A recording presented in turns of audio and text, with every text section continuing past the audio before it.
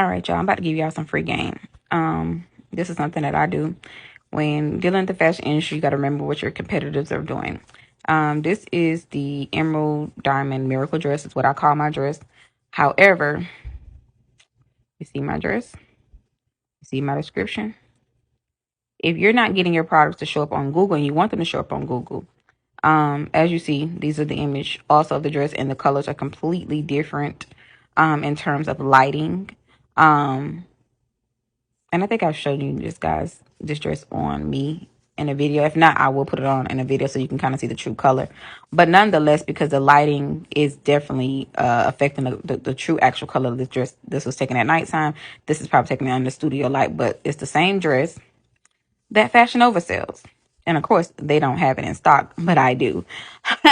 But nonetheless, product detail is key for making sure your product shows up on Google. And one thing that I typically do is I'll take a product that I sell and see, who else is selling it, see what the market is for this product. And as you see, here they're selling it for $49.95. They're selling it for $45. Fashion Nova got it for $20.99. They're selling it for $39.99. This is another boutique.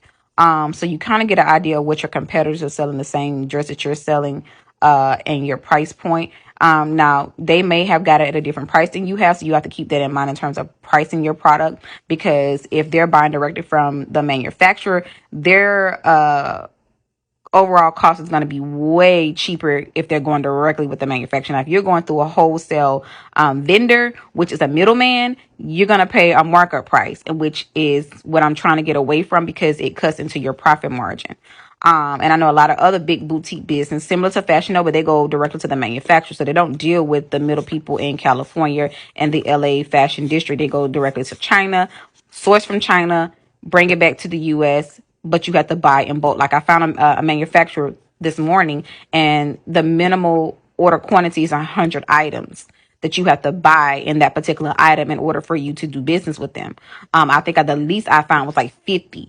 I'm like, well, dang. And you can tell they do numbers with a lot of these companies because they're making $1 million in revenue in each year.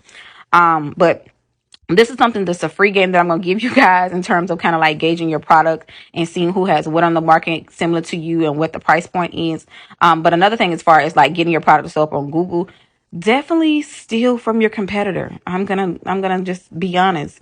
In terms of the description, see how the product is being searched and how it comes up, and whatever is working, that's what you want to use on your Jesus.